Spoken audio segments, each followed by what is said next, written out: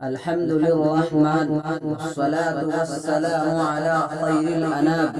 أما بعد، قال الله عز وجل في القرآن المبين: فأعوذ بالله من الشيطان الرجيم.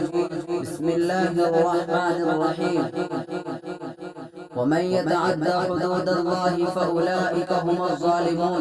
وقال رسول الله صلى الله عليه وسلم: من تزوج امرأة لعزها لم يزده الله إلا ذلا، ومن تزوجها لمالها لم يزده الله إلا فقرا، ومن تزوجها لحسبها لم يزده الله إلا دناء، ومن تزوج امرأة لم يردها إلا أن يغص بصره ويحسن فربه أو يصل رحمه بارك الله له فيها وبارك لها فيه، أو كما قال عليه الصلاة والسلام.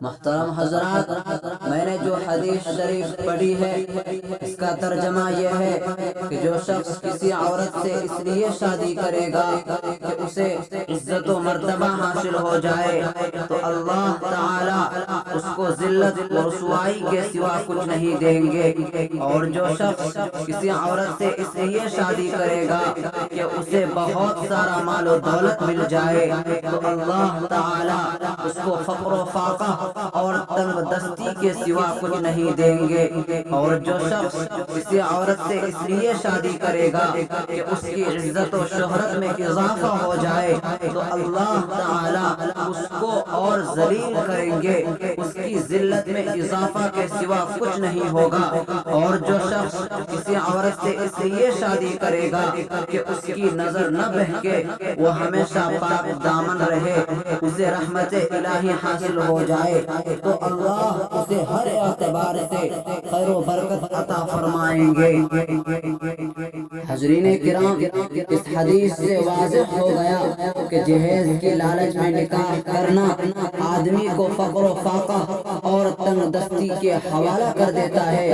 جہیز کی طمع کرنا آدمی کو ذلت و رسوائی کے بازار میں بیچ دیتا ہے۔ دوستو، شریعت اسلامی میں جہیز دینا جائز ہے، مگر اس کی حقیقت کو سمجھنا بھی ضروری ہے۔ مذہب اسلام میں جہیز تحفہ اور ہدیہ کی حیثیت رکھتا ہے۔ باپ اپنی بیٹی کو کچھ ضروری سامان دے دے تو اس میں کچھ حرج نہیں، مگر لینے والے کو اعتراض کرنے کا حق نہیں، مانگنے کا ادھیکار نہیں، سوال کرنا جائز نہیں۔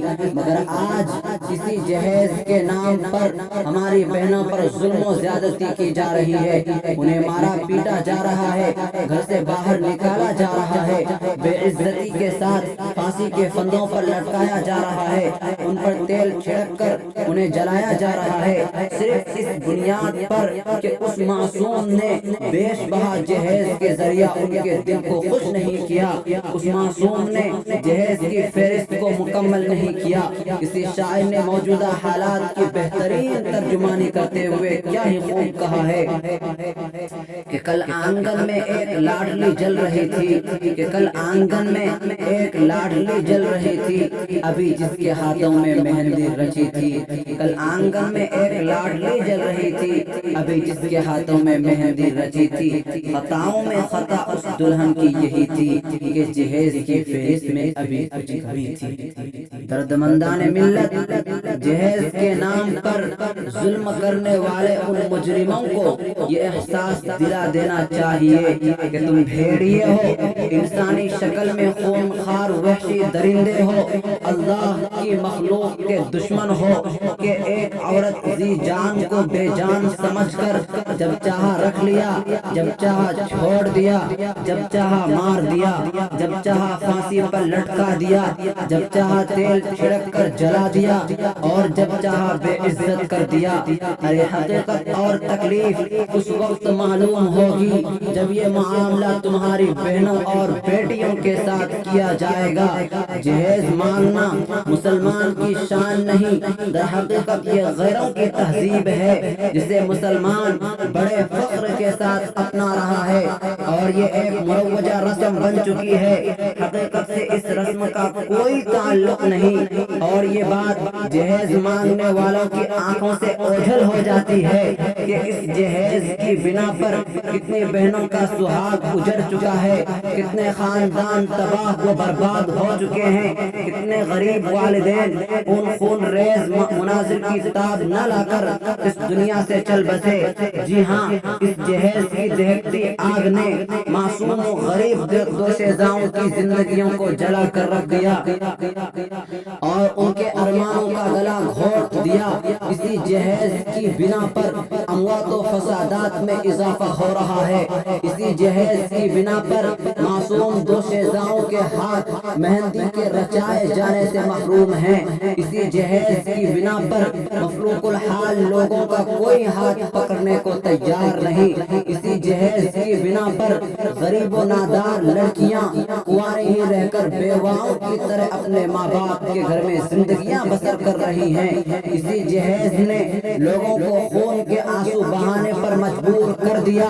اے جہیز کے بھکاریوں، تمہاری غیرت کہاں کھو گئی ہے؟ کیا تمہاری غیرت کے لالے پڑ گئے ہیں؟ کیا تمہارے اندر نرمی و رحم کا مادہ ختم ہو گیا ہے؟ کیا تمہارے گھروں میں بہن بیٹی نہیں ہے؟ کیا تمہارے اندر اسلامی تعلیمات کی کوئی قدر نہیں ہے؟ کیا تمہارے اندر روایات اسلامی کا کوئی پاس و لحاظ نہیں ہے؟ کیا تمہارے دلوں میں سنت رسول سے محبت نہیں ہے؟ مجھے بتاؤ، کیا تمہارے دل پتھر سے زیادہ سخت ہو چکے ہیں؟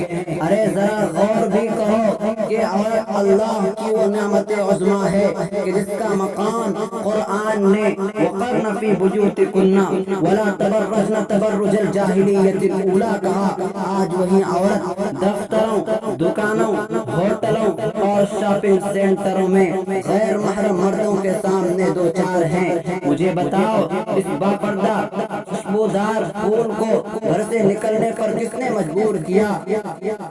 تم یہ کہنے پر مجبور ہو جاؤ گے کہ غریب والدین اپنی وسعت کے بقدر اس معصوم کے ہاتھ نہیں رکھ سکتے، لہذا یہ خود اپنے لیے سامان جہیز فراہم کر رہی ہے۔